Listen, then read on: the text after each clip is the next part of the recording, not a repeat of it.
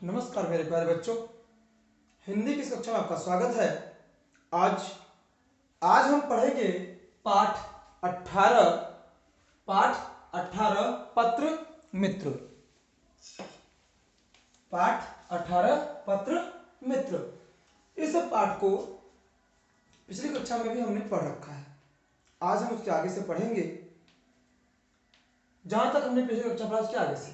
तो सबसे पहले तो हम अपने शब्दार्थ को देखते हैं। शब्दार्थ को देखने से पहले, जैसा कि हम आपसे हर वीडियो में कहते हैं मेरे प्यारे बच्चों, कि आपकी उपस्थिति के लिए आपको कमेंट बॉक्स में अपना नाम, कक्षा, वर्ग लिख करके भेजना है। आप अपना नाम, कक्षा, वर्ग लिख करके भेज देते हैं, उससे आपकी यहाँ पे उपस्थिति दर्ज कर ली जाती है। वो आपके लिए बच्चों अति आवश्यक है। तो आइए हम पाठ को आगे बढ़ाते हैं बिना भी किसी विलंब के। शब्द अर्थ हम देख लेते हैं। पृष्ठ माने पन्ना। पन्ना तो आप समझ ही रहे होंगे, जो किताब में ये आपका है, ये पन्ना है। ठीक, आगे है गुस्सैल। गुस्सैल माने होता है गुस्से वाले। तहस नहस होना। तहस नहस माने होता है बर्बाद होना। अवलोकन होता है ध्यान पूर्वक देखना। अवलोकन माने होता है ध्यान पूर्वक देखना। भेंट माने होता है उपहार। आगे बच्चों, हुक माने होता है मानसिक पीड़ा या कसक। हुक माना दहाड़ मारकर रोना या सिसक कर रोना। ये मानसिक पीड़ा जो अधिक दुख होता है तो उसमें आदमी सिसक कर रोता है, वही है। और हुक या कसक। फूट कर रोना होता है अत्यंत दुखी होना। तंबू माने होता है खेमा या सामियाना, जो हम कहते हैं कि जो टेम्परेरी जो हम व्यवस्था करते हैं रहने के लिए, उसको हम तंबू कहते हैं। जख्मी माने घायल। और बंटवारा माने होता है विभाजन या बांटना। ये है बच्चों इस पाठ का शब्दार्थ। इसमें कुछ ऐसे शब्दार्थ भी हैं जो आपके किताब के शब्दार्थ में नहीं दिया गया है, वो मैंने अलग से लिख रखा है। उससे भी आप अपने उत्तर पुस्तिका में लिखेंगे। आपके लिए कार्य हमने यही दिया है कि शब्दार्थ को उत्तर पुस्तिका में लिखकर याद करना है, प्रथम गृह कार्य। दूसरा गृह कार्य है कि अपने मित्र को अपने बारे में बताते हुए पत्र लिखिए। वैसे इस पाठ में दिया गया है, वैसे ही आपको भी अपने मित्र को बताते हुए पत्र, अपने बारे में बताते हुए पत्र लिखना है। आइए हम पाठ को पढ़ते हैं।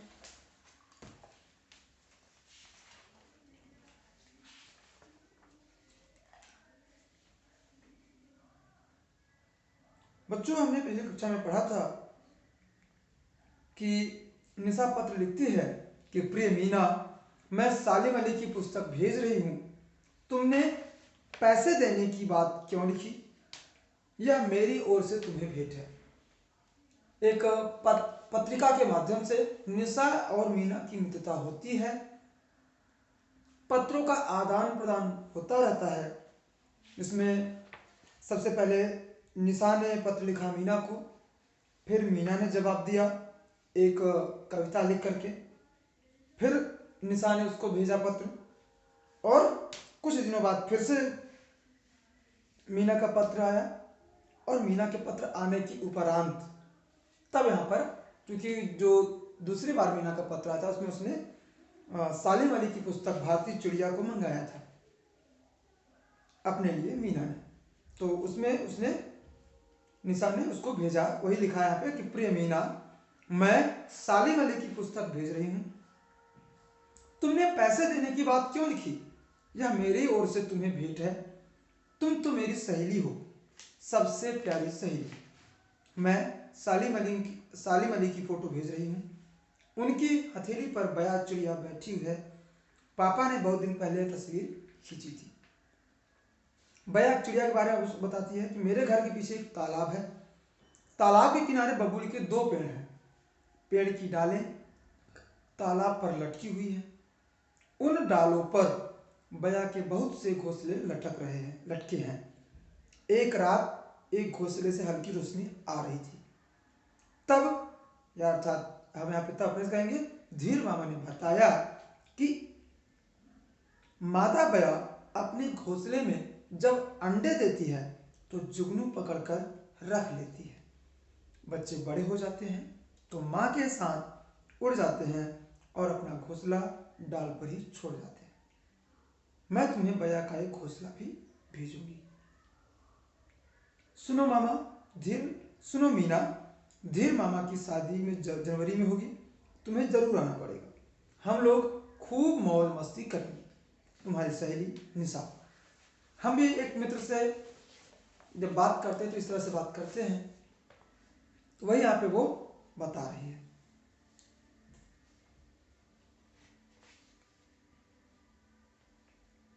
आगे है, फिर एक हफ्ते के लिए मीना अपने परिवार के साथ दिल्ली आई थी। कौन? मीना। वे सब हमारे साथ रहे थे। जब ये पत्र भेजी उसके बाद मीना कहाँ से? मीना कहाँ से? लातूर से।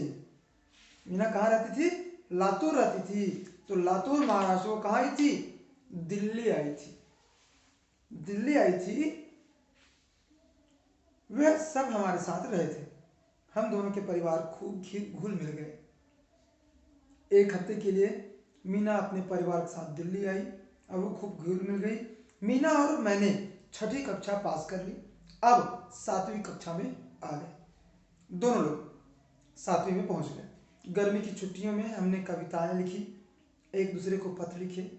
भीषण गर्मी के बाद फिर जुलाई में स्कूल खुल गए। ये उस समय की बात की जा रही जब स्कूल जुलाई में नए सत्र चलते थे, नया सेशन चलता था। अब आपका नया सेशन जो है अप्रैल से चलता है। वर्षा ऋतु आ गई, सब जगह हरियाली छा गई। सितंबर में मौसम सुहावना हो गया। एक दिन सुबह मेरी आंख खुली, कैलेंडर पर नजर गई। सुबह वो सो रही थी, जब वो उठी तो उसका नजर कहाँ गया? कैलेंडर पर गया और उसमें था 1 अक्टूबर। 19 अक्टूबर को मेरा जन्मदिन है। किसका जन्मदिन था बच्चों? किसका जन्म था?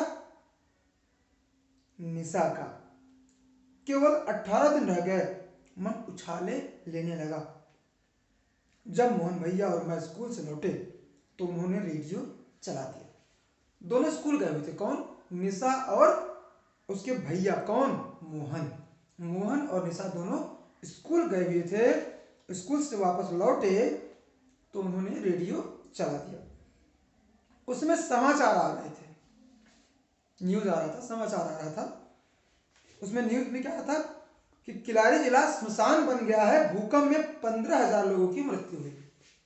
किलारी जिले में भूकंप आया हुआ था जो अब स्मशान बन गया था, अर्थात वहां पे काफी सारे लोग मर चुके थे।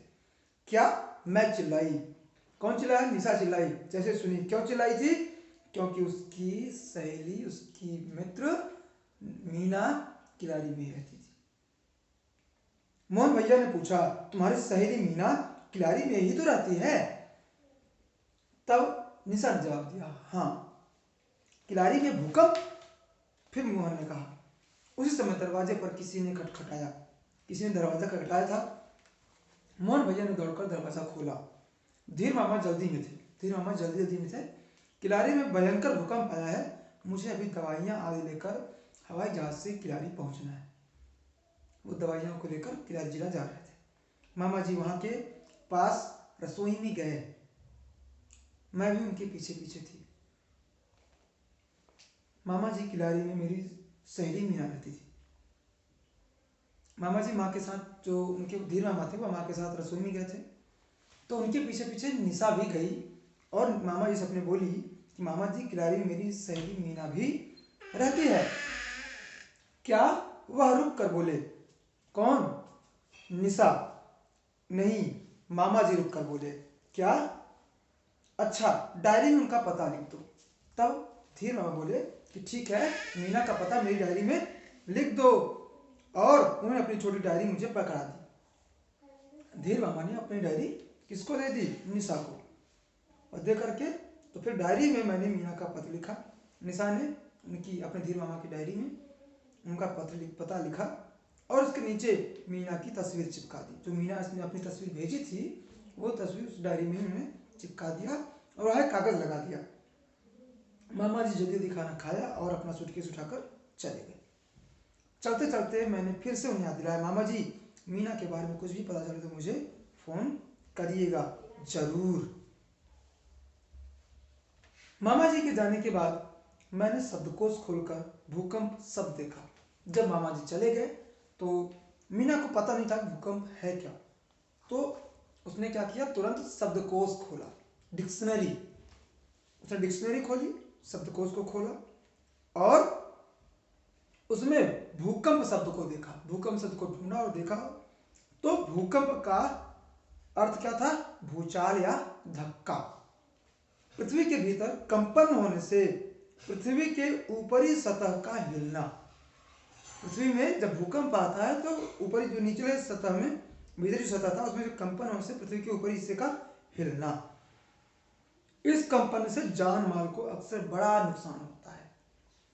शब्दकोश देखने पर भी मैं भूचाल का तनिक भी अंदाजा नहीं लगा पाई। वो अंदाजा नहीं लगा पाई कि भूचाल कितना तेज हो सकता है, क्या कैसे हो सकता है। अगले दिन मीना का पत्र मिला। वो पत्र 28 सितंबर 1993 का लिखा पत्र था। वो जो पत्र अगले दिन अर्थात जिस दिन मामा उसके गए, जिस उसने न्यूज़ पढ़ी, न्यूज़ सुनी, उसके अगले दिन मीना का पत्र उसको मिलता है।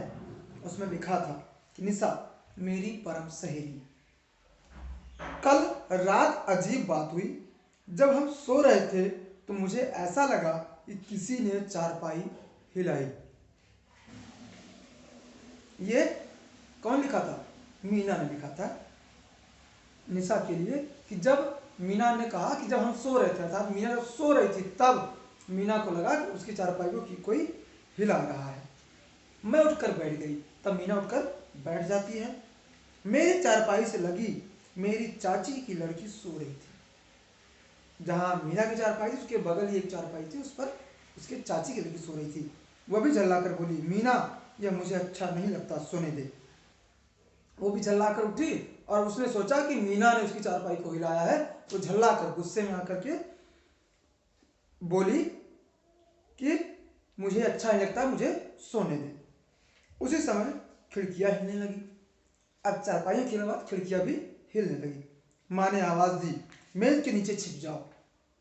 माँ ने, किसकी, मीना ने, मीना की माँ ने मीना को और उसकी चाची को, लड़की को आवाज दी कि आप लोग मेज के नीचे छिप जाओ, भूचाल आया है। हम दोनों मेज के नीचे देर तक बैठे रहे। क्या तुमने भूचाल देखा है? किसने? मीना ने पूछा निशा से, क्या तुमने भूचाल देखा है? मैंने मीना का पत्र कई बार पढ़ा। मीना के पत्र को निशा ने कई बार पढ़ा। उसने भयंकर भूचाल आने के 2 दिन पहले पत्र लिखा था। जिस दिन भयंकर भूचाल आया था उसके 2 दिन पहले का पत्र लिखा गया था कि जिस दिन बहुत तेज भूकंप आया था उसके कुछ दिन पहले भी भूकंप वहां आया था।